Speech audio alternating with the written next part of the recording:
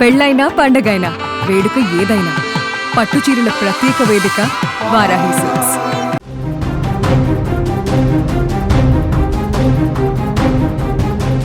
వార్జోన్ breaking news అందుతోంది.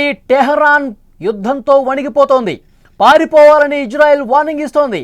ప్రజలకు మెసేజ్లు కూడా పెడుతోంది ఇజ్రాయెల్. బంగారం ఆస్తులు వదిలేసి పారిపోతున్నారు ప్రజలు. ట్రాఫిక్తో టెహరాన్ రోడ్లు పూర్తిగా నిండిపోయాయి. పిల్లలతో వేరే దేశాలకు వెళ్ళిపోతున్నారు. పాకిస్తాన్, తుర్కియా, సౌదీ అరేబియా దేశాలకు వెళ్తున్నారు టెహరాన్ జనం. ఇప్పటికే టెహరాన్ వదిలిపోవాలంటూ ట్రంప్ హెచ్చరిక కూడా జారీ చేసిన పరిస్థితి. యుద్ధ భయం టెహరాన్ను గజగజ వణికిస్తోంది. ఇరాన్ దేశ రాజధాని టెహరాన్ లక్ష్యంగా ఇజ్రాయెల్ దాడులు చేస్తోంది. తాజాగా చేసినటువంటి డ్రోన్ దాడులకు టెహరాన్ ప్రజలు బెంబేలెత్తిపోతున్నారు. ప్రాణ భయంతో వేరే దేశాలకు తరలిపోతున్నారు. ఇరాన్, ఇజ్రాయెల్ మధ్య వార్ ఏ స్థాయికి చేరుకుందో స్క్రీన్లో మీరు చూస్తున్న విజువల్స్ని బట్టి అర్థమవుతోంది. టెహరాన్పై మరిన్ని దాడులు జరిగే అవకాశం ఉందని, టెహరాన్ ప్రజలకు సురక్షిత ప్రాంతాలకు తరలి వెళ్లిపోవాలంటూ ఇజ్రాయెల్ ఎస్ఎంఎస్లు కూడా పంపిస్తోంది. ఈ నేపథ్యంలో ప్రాణ భయంతో పిల్లల్ని తీసుకుని మీరు స్క్రీన్లో విజువల్స్లో కూడా చూస్తూ ఉన్నారు. పెద్ద ఎత్తున జనం ఏ విధంగా ట్రాఫిక్లో బారులు తీరి కార్లతో సహా వెళ్ళిపోతూ ఉన్నారు. కొన్ని చోట్ల మనం చూస్తున్నాం, పాకిస్తాన్ సరిహద్దు ప్రాంతాల్లో గేట్లు తన్నుకుంటూ తోసుకుంటూ లోపలికి వెళ్ళిపోతున్న పరిస్థితి. పెద్ద సంఖ్యలో జనాలు పరుగులు పెడుతూ ఏ విధంగా పోతున్నారు మనకు ఆ విజువల్ బట్టి అర్థమవుతోంది. వాళ్ళకి దగ్గరలో క్షిపణి దాడులు, బాంబు దాడులు జరిగితే ప్రాణభయంతో ఏ విధంగా ఉరుకులు పెడుతున్నారో కూడా విజువల్స్ని బట్టి మనకు అర్థమవుతుంది. ఇజ్రాయెల్ స్పష్టంగా ఎస్ఎంఎస్లు పంపిస్తోంది, మెసేజ్లు జారీ చేస్తోంది. మీరు టెహరాన్ని వదిలి వెళ్ళిపోండి, టెహరాన్ మీద భీకర దాడులు జరగబోతున్నాయి, మీ ప్రాణాలు మీరు రక్షించుకోండి అని మెసేజ్లు పెట్టే పరిస్థితి వచ్చిందంటే అక్కడ యుద్ధ వాతావరణం ఏ స్థాయిలో ఉందో కూడా చాలా స్పష్టంగా అర్థమవుతున్నటువంటి పరిస్థితి. దీని గురించి మనం కొంత లోతుగా మాట్లాడే ప్రయత్నం చేద్దాం. న్యూస్ రూమ్ నుంచి ఎడిటర్ తిరుమల్ లైవ్లో జాయిన్ అయ్యారు, వారితో మాట్లాడదాం. తిరుమల్, ప్రస్తుత పరిస్థితి మనం చూస్తూ ఉన్నాం. అక్కడి ప్రజలు భయం గుప్పిట్లో ఎన్ని రోజులు బతికారు. ఇక తమ ప్రాణాలు రక్షించుకోవాలన్న ఉద్దేశంతో అరచేతిలో పెట్టుకుని మొత్తం పారిపోతున్న పరిస్థితి కనిపిస్తోంది. ఇజ్రాయెల్ ఇచ్చిన వార్నింగ్ని వాళ్ళు వెంటనే అలర్ట్ అయిపోయి దేశాన్ని వీడి వెళుతున్నటువంటి సిచ్యువేషన్ ఉంది. ఈ ప్రస్తుత పరిస్థితిని మీరు ఎలా అనలైజ్ చేస్తారు? వలి చాలా స్పష్టంగా ఇక్కడ ఒక విషయాన్ని గమనించాలి. మొట్టమొదటిది, ఇజ్రాయెల్ ఏం చేస్తుంది, మిసైల్స్, డ్రోన్స్తో టెహరాన్ పైన అటాక్ చేస్తుంది. ఇరాన్ పైన, అంటే ఇరాన్ గుక్క తిప్పుకోకుండా చేస్తుంది. ఇప్పటికే ఇరాన్కి సంబంధించిన యాంటీ మిసైల్ సిస్టమ్, డిఫెన్స్ సిస్టమ్ని దాదాపు ధ్వంసం చేశామని ఇజ్రాయెల్ ప్రకటిస్తుంది. రెండో విషయం ఇక్కడ చూడాలి, ఇరాన్కి సంబంధించిన మీడియా సంస్థలపైన, మీడియా ఛానల్స్ పైన, టీవీ ఛానల్స్ పైన కూడా చాలా స్పష్టంగా దాడులు చేస్తున్నామని చెప్తుంది. ఆ వీడియోస్ కూడా మనం చూస్తున్నాం. మూడో విషయం వచ్చేసి, ఇజ్రాయెల్లో ఉన్న అధికారులు టెహరాన్లో ఉన్న ప్రజలకి మెసేజ్లు పంపిస్తున్నారు. ఏమని?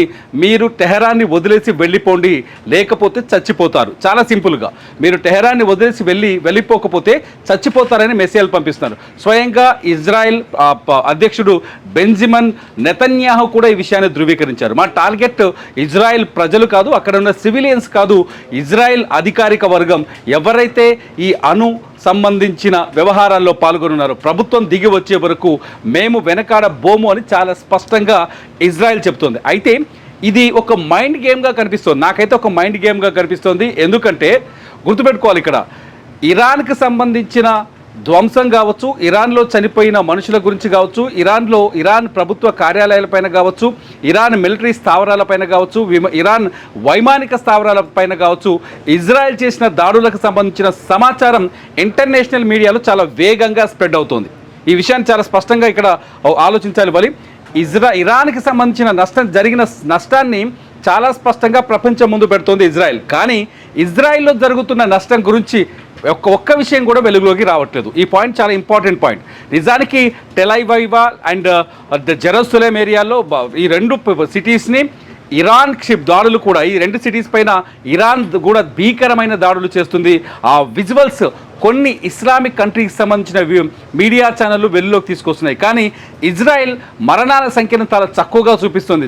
చూస్తే అక్కడ బిల్డింగులు కూలిపోయినాయి, హై రైజ్ బిల్డింగులు కూలిపోయినాయి, ప్రభుత్వ కార్యాలయాలు కూలిపోయినాయి. ఆఖరికి అమెరికా రాయబార కార్యాలయం పైన కూడా ఇరాన్ బాంబు దాడి చేసింది. ఇది చాలా స్పష్టంగా అందరికీ కనిపిస్తోంది కొన్ని ఇస్లామిక్ కంట్రీకి సంబంధించిన మీడియా ఛానల్స్ చూపిస్తున్న వీడియోలో. కానీ ఎంత ప్రాణ నష్టం జరిగింది, ఎంత ఆస్తి నష్టం జరిగింది, ఎంత దెబ్బతిన్నదనే విషయాన్ని మీడియా ఛానల్స్ బయటికి చెప్పలేకపోతున్నాయి. అయిపోతున్నాయి అంటే ఇక్కడ సమాచార మార్పిడి కానీ సమాచార పంపిణీని కూడా ఇజ్రాయెల్ కంట్రోల్ చేస్తుందని ఇక్కడ అర్థం చేసుకోవాలి.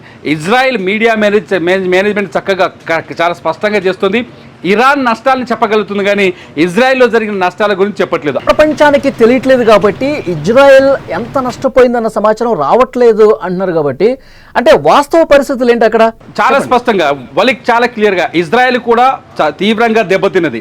ఐరన్ డోమ్ వ్యవస్థ ఉన్నప్పటికీ కూడా పూర్తి స్థాయిలో ఇజ్రాయెల్ని అది కాపాడలేకపోయింది. ఇజ్రాయెల్కి ప్రాణప్రదమైన ఆర్థిక నగరం ఏదైతే టెలైవా ఉందో అది కూడా ధ్వంసమైంది చాలా ఏరియాల్లో. ఆ విజువల్స్ మనకు ఒక్కసారి ఇంటర్నెట్లోకి వెళ్ళి ఇస్లామిక్ మీడియా ఛానల్స్ చూస్తే మనకు అర్థమవుతుంది. అట్ ది సేమ్ టైం జెరూసలేంలో కూడా భీకరమైన నష్టం కలిగింది. జెరూసలేంలో అమెరికా రాయబార కార్యాలయం పైన ఇరాన్ దాడి చేసినప్పుడు అమెరికా రాయబారి స్పష్టంగా చెప్పాడు 5 సార్లు నేను దాక్కున్నాను ఉదయం నుంచి అని చెప్పేసి, రాత్రంతా నిద్రలేదు జాగారంలోనే ఉన్నామని చెప్పారు. అంటే చాలా స్పష్టంగా ఇజ్రాయెల్ కూడా తీవ్రంగా నష్టపోతుంది. కానీ ఇజ్రాయెల్ ఎంతవరకు నష్టపోతుంది అనే విషయాన్ని బయటికి తెలియనివ్వట్లేదు. ఈ సమాచార కంట్రోల్ వ్యవస్థ వల్ల ఏం జరుగుతుందంటే ఇరాన్లో ఉన్న ప్రజలు భయభ్రాంతులతో వణికిపోతున్నారు. ఇరాన్లో ఉన్న జనం వణికిపోతున్నారు. దీనికి తోడు ఇంకొక మైండ్ గేమ్ ఏం చేస్తున్నారు, ఇజ్రాయెల్ నుంచి మెసేజ్లు పంపిస్తున్నారు టెహరాన్లో ఉన్న ప్రజలకి, మీరు పారిపోకపోతే చచ్చిపోతారు అని చెప్పేసి. దీంతో జనమంతా ఉన్న ఇళ్ళు, బంగారం, ఆస్తులు, సంపద అన్నీ వదిలేసి కార్లలో కూర్చొని బతుకు జీవుడు అన్నట్టుగా పరారవుతున్నారు. పాకిస్తాన్, తుర్కీ వాళ్ళ అధ్యక్షుడే బంకర్లో దాక్కున్న పరిస్థితి ఉంది, బయటికి రాలేని సిచ్యువేషన్ ఉంది. ఇది భయపడతారు కదా. ఎంతవరకు స్పష్టమైన సమాచారం? ఖమేనీ దాక్కున్నాడని చెప్పడానికి ఎంతవరకు ఇరాన్ మీడియా ఎంతవరకు ధృవీకరించలేదు. ఖమేనీ దాక్కున్నాడు, బంకర్లో ఉన్నాడని ధృవీకరించలేదు. కానీ బయట ఉన్న మీడియా, ఇంగ్లీష్ మీడియా ధృవీకరిస్తుంది దీన్ని. కాబట్టి అక్కడున్న ప్రజల్లో మొత్తానికి భయాన్ని రెచ్చగొట్టే ప్రయత్నం చేస్తుంది ఇజ్రాయెల్. అమెరికా కూడా అటువంటి ప్రకటనలు చేస్తుంది. ట్రంప్ కూడా చెప్తున్నాడు దెర్ ఈజ్ నో లైఫ్స్, మీరు అక్కడ ఉంటే చచ్చిపోతారని ట్రంప్ ఏకంగా మాట్లాడడం వల్ల నిజానికి ఇరాన్లో ఉన్న ప్రజలు భయభ్రాంతకు గురవుతున్నారు. అందుకనే టెహరాన్ నుంచి కొన్ని లక్షల కార్లు రోడ్ల మీద ట్రాఫిక్ జామ్ కనిపిస్తుంది. మీరు విజువల్స్ చూసిన స్క్రీన్ పైన లక్షల కార్లు ఎక్కడికి పారిపోవాలో తెలియక Saudi Arabia, Turkey, Turkmenistan, Azerbaijan, Pakistan ఏ దేశానికి దగ్గరగా ఉండే దేశానికి పరారైపోతున్నారు జనాలు. మన భారతీయులు కూడా దాదాపు 10,000 మంది ఇప్పుడు టెహరాన్లో ఉన్నారు. ఈ 10,000 మందిలో ఒక 100 మందిని ఇండియాకి తీసుకొచ్చే ఏర్పాట్లు ఇప్పటికైతే పూర్తయ్యాయి. వాళ్ళని రోడ్డు మార్గం ద్వారా తీసుకొస్తున్నారు. మిగతా వాళ్ళని కూడా ఎంబసీ ట్రై చేస్తుంది. వాళ్ళని భారత ఎంబసీని టచ్లోకి వెళ్ళాలని, ఎవరైనా వేరే ప్రాంతంలో ఉంటే భారత ఎంబసీకి సంబంధించిన కొన్ని ఫోన్ నెంబర్లను రిలీజ్ చేసింది భారత విదేశాంగ శాఖ. వాళ్ళకి టచ్లోకి వెళ్ళి ప్రాణాలు కాపాడుకోండి, జాగ్రత్తగా ఉండండి, మీరు ఇండియాకు వచ్చేందుకు వాళ్ళు ఏర్పాట్లు చేస్తారని చెప్తుంది. ఇదంతా చూస్తుంది ఒక విషయం చాలా స్పష్టంగా అర్థం చేసుకోవాలి. ఇక్కడ ఇజ్రాయెల్ ఇరాన్ పైన మిస్సైల్ దాడి చేస్తుంది, డ్రోన్లతో దాడి చేస్తుంది, అక్కడ ఆస్తులు ధ్వంసం చేసే ప్రయత్నం చేస్తుంది, వైమానిక స్థావరాన్ని టార్గెట్ చేసింది. ముఖ్యంగా టెహరాన్నే ఎందుకు టార్గెట్ చేస్తుంది? రాజధాని టెహరాన్ అనేది అణు ఒప్పందానికి అంగీకారానికి రావట్లేదు, ఖమేనీ లొంగిపోవట్లేదు, ఖమేనీ చచ్చే వరకు ఈ దాడులు జరుగుతాయని బెదిరిస్తుంది. ఇంకో ఎస్ఎంఎస్లు పంపించి అట్లాగే న్యూస్ని కంట్రోల్ చేసి మైండ్ గేమ్ కూడా ఆడుతుంది ఇజ్రాయెల్. మొత్తానికి ఒకటి, ఇరాన్ అణుబాంబుల తయారీ విషయంలో లొంగిపోయే వరకు లేకపోతే చర్చలకు వచ్చే వరకు ఈ దాడులు కొనసాగే అవకాశం స్పష్టంగా కనిపిస్తుంది. ఇవాటికి 5వ రోజు యుద్ధం మొదలైనటువంటి దాడులు జరుగుతున్నటువంటి సిచ్యువేషన్ ఉన్నా భయపడిపోతూ ప్రజలు పారిపోతున్న పరిస్థితుల్లో కూడా స్టేట్మెంట్లు ఎక్కడ ఆగట్లా. ఇంకా ప్రతీకారంతోనే మేము దాడులు చేస్తా ఉన్న పరిస్థితుల్లోనే ఇరాన్ కనిపిస్తోంది. ఆ దేశం నుంచి వచ్చినటువంటి తాజా ప్రకటన, ఒకవేళ మా దేశం మీద అణుదాడి చేస్తే పాకిస్తాన్ చూస్తూ ఊరుకోదు, పాకిస్తాన్ మాకు తోడుగా ఉంది, మాకు ఆల్రెడీ హామీ కూడా ఇచ్చింది, వెంటనే పాకిస్తాన్ రంగంలోకి దిగి ఆ దేశం మీద దాడులు చేయడానికి సిద్ధంగా ఉందని. ఎలా చూస్తారు ఈ స్టేట్మెంట్? మొన్న ఎప్పుడైతే పహల్గామ్ దాడి తర్వాత, ఆపరేషన్ సింధూర్ తర్వాత ఇండియా ఎలాగైతే ఎంపీలతో డెలిగేషన్ స్టార్ట్ చేసిందో, 33 దేశాలకి పార్లమెంట్ సభ్యులు పంపించి పాకిస్తాన్ ఉగ్రవాదాన్ని ఎలా పెంచి పోషిస్తుందనే విషయాన్ని వివిధ దేశాలకు తెలియజేసిందో, ఆ తర్వాత సేమ్ ఇదే విషయాన్ని కాపీ కొట్టిన పాకిస్తాన్ అధ్యక్షుడు షెహబాజ్ షరీఫ్ మొదట టెహరాన్ వెళ్ళాడు. టెహరాన్ వెళ్ళి అక్కడ ఇరాన్ సుప్రీం లీడర్ ఖమేనీతో మాట్లాడారు. ఆ రోజు చాలా ప్రగల్భాలు పలికాడు షెహబాజ్ షరీఫ్. మేము భారత్పై యుద్ధాన్ని గెలిచాం, 6 యుద్ధ విమానాలు, భారత్కు సంబంధించిన 6 యుద్ధ విమానాలని నేల కూర్చామని చెప్పేసి ఆ రోజు షెహబాజ్ షరీఫ్ ప్రగల్భాలు పలికాడు. ఆ సందర్భంలోనే ఇరాన్కి పాకిస్తాన్కి మధ్య పాత మిత్రత్వం ఉంది, అది ఇంకంత బలపడిందనే యాంగిల్లో నిన్న మొహసిన్ రెజీజీ అంటే ఎవరైతే ఇరాన్కి సంబంధించిన జనరల్ ఉన్నాడో, మిలిటరీ జనరల్, ఆయన ప్రకటించాడు ఒకవేళ పాకిస్తాన్ కనుక ఇజ్రాయెల్ కనుక మా పైన అణుదాడి చేస్తే జెరూసలేం టెలైవైవ్ సిటీల పైన పాకిస్తాన్ వెంటనే అణుబాంబులు వేస్తుందని. కానీ వాస్తవ పరిస్థితులు చాలా విరుద్ధంగా కనిపిస్తున్నాయి. పాకిస్తాన్ ఈ వేగంగానే వెంటనే ఎప్పుడైతే టెహ్రాన్ ఈ విషయాన్ని ప్రకటించిన కొద్దిసేపటికే పాకిస్తాన్ విదేశాంగ శాఖ ఈ స్టేట్మెంట్ ఖండించింది. మేము ఎప్పుడు ఇరాన్కి అటువంటి హామీ ఇవ్వలేమని. కాకపోతే ఇస్లామిక్ కంట్రీస్ అన్ని ఒక్కతాటిపైకి రావాలి, ఇస్లామిక్ కంట్రీస్ అన్ని ప్రత్యేక ఆర్మీని రెడీ చేసుకోవాలి, అప్పుడే అమెరికా పెత్తందారితనాన్ని అమెరికా పైన ఇజ్రాయెల్ పైన మనం గెలవగలము అని చెప్పేసి పాకిస్తాన్ విదేశాంగ శాఖ ఒక కామెంట్ చేసింది. ఆ ప్రతిపాదనకు ఓకే చెప్పే పరిస్థితి ఉందా? ఇస్లామిక్ కంట్రీస్ అన్ని ఇప్పుడు ఇరాన్కి మద్దతుగా ఒక గ్రూప్గా ఏర్పడి ఒక ఆర్మీగా ఏర్పడి గట్టి సంకేతం పంపించే పరిస్థితి ఉందా? ఆ విధంగా ఆలోచన అది కార్యరూపం అటువంటి సిచ్యువేషన్ వస్తే మూడో ప్రపంచ యుద్ధం మొదలైనట్టే అనుకోవాలి వలి ఇక్కడ. ఎందుకంటే ఇస్లామిక్ దేశాలు ప్రస్తుతం ఒక్కటిగా ఉండే అవకాశాలు లేవు. ఎందుకంటే సౌదీ చూస్తే అమెరికాకు దగ్గరగా ఉంది, ఓమన్ అమెరికాకి దగ్గరగా ఉంది. ఇవాళ ఆ ఇరాన్కి ఇజ్రాయెల్కి మధ్య అమెరికాకు మధ్య అణు ఒప్పందాల అంశాన్ని ఓమన్ సొంతంగా డెలిగేట్ చేస్తుంది. ఓమన్ దేశంలోనే 5 దఫాలుగా ఇప్పటివరకు చర్చలు జరిగాయి. ఇప్పుడు 6వ దఫా చర్చలు జరగాల్సి వచ్చినా కూడా ఓమన్లోనే జరగాలి. ఇటు అమెరికాకి దాదాపు 80 ముస్లిం కంట్రీస్లో కూడా ఇస్లామిక్ కంట్రీస్లో కూడా దాదాపు 40 చోట్ల అమెరికాకి సైనిక స్థావరాలు ఉన్నాయి. దాదాపు ఈ ప్రపంచవ్యాప్తంగా 80 చోట్లలో అమెరికా సైనిక స్థావరాలని ఎయిర్ బేస్ని ఏర్పాటు చేసుకున్నది. సో ఈ సిచ్యువేషన్ ఒకవేళ ఇస్లామిక్ కంట్రీస్ అంతా ఒక్కటైనా కూడా అంత సినిమా లేదని అర్థమవుతుంది. ఎందుకంటే ఒకవేళ అది జరిగితే మాత్రం విధ్వంసం వచ్చే అవకాశం కనిపిస్తుంది. ఖచ్చితంగా అణుబాంబులతో మూడో ప్రపంచ యుద్ధం వస్తుందని ఎక్స్పర్ట్స్ చెప్తున్నారు. ఇప్పటికే వచ్చే యుద్ధం ఏది జరిగినా ఒకవేళ ప్రపంచ యుద్ధం జరిగితే అణుదాడులతోనే జరుగుతుంది. అది విధ్వంసం, ప్రపంచ వినాశనానికి దారితీస్తుంది. తగ్గిన పరిస్థితే కనిపిస్తుంది. ఇంకా స్టేట్మెంట్లు చూసినా ఒకళ్ళ మీద ఒకళ్ళు దాడులు చేసే పరిస్థితి వచ్చినా ఖమేనీ అంతమొందిస్తేనే ఈ దాడులు ఈ యుద్ధం ఆగే పరిస్థితి ఉంటుందని ఒక సంచలన స్టేట్మెంట్ వచ్చిందంటేనే అమెరికా వెనకడిగేసే పరిస్థితి కనపట్లేదు కదా. ఆటోమేటిక్గా అమెరికా ఇజ్రాయెల్ ఇదే మాట్లాడుతుంది. మనం అనుకున్నాం కదా కొద్దిసేపటి క్రితమే ఒక మైండ్ గేమ్ కూడా స్టార్ట్ అయింది.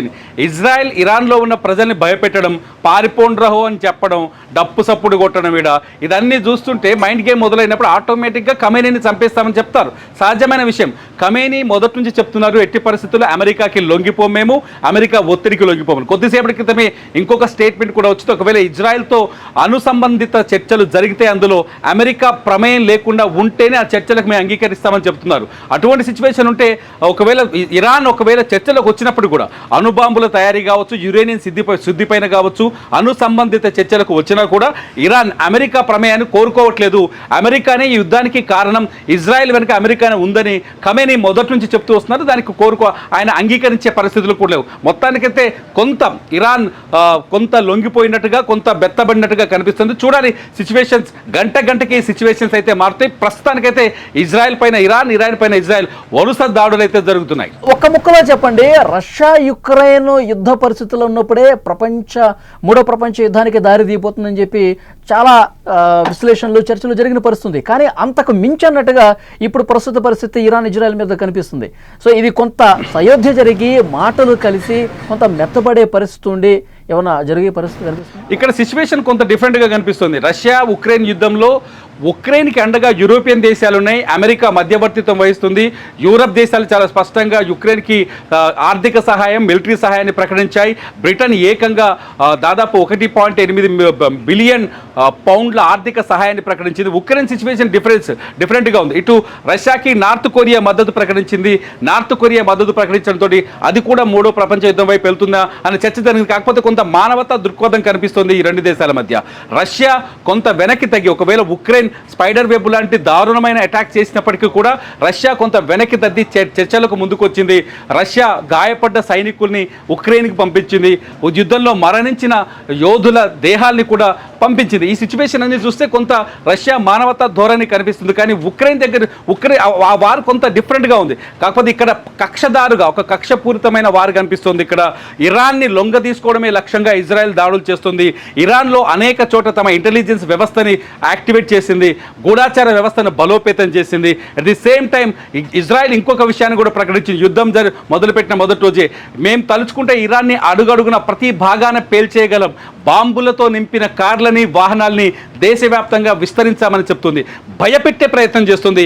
ఇజ్రాయెల్ని లొంగ తీసుకోవడమే లక్ష్యంగా. ఎందుకంటే మొదటి నుంచి అణు ఒప్పందాల విషయంలో ఇజ్రాయెల్ చాలా గట్టిగా ఉంది, స్టిఫ్గా ఉంది. ఎట్టి పరిస్థితుల్లో అమెరికాకు లొంగం, మేము ఇజ్రాయెల్కు లొంగమని చెబుతూ వస్తుంది. కాబట్టి కొంత సిచ్యువేషన్స్ ఇక్కడ డిఫరెంట్గా ఉన్నాయి. చూద్దాం తిరుమల నెక్స్ట్ ఏం జరగబోతున్నది. ఒక యుద్ధ భయం అనేది టెహరాన్ని వణికిస్తున్నటువంటి పరిస్థితి. ఇరాన్ దేశ రాజధాని టెహరాన్ లక్ష్యంగా ఇంకా దాడులు తీవ్రతరం చేస్తున్నటువంటి పరిస్థితి మనం చూస్తున్నాం. డ్రోన్ దాడులకు టెహరాన్ ప్రజలు బెంబేలెత్తిపోతున్నారు. పగలనక రాత్రనక క్షిపణి దాడులు, బాంబు దాడులతో టెహరాన్ పూర్తిగా దద్దరిల్లిపోతున్నటువంటి సిచ్యువేషన్. ఆ విజువల్స్ చూస్తుంటే మనకు అర్థమవుతుంది ఇరాన్ ఇజ్రాయెల్ మధ్య వారు ఏ స్థాయికి చేరుకుందన్నది. ముఖ్యంగా అక్కడ పరిస్థితులు మనం చాలా స్పష్టంగా కనిపిస్తూ ఉన్నాయి. టెహరాన్ మీద భవిష్యత్తులో మరింత ఉధృతంగా దాడులు జరిగే అవకాశం ఉంది.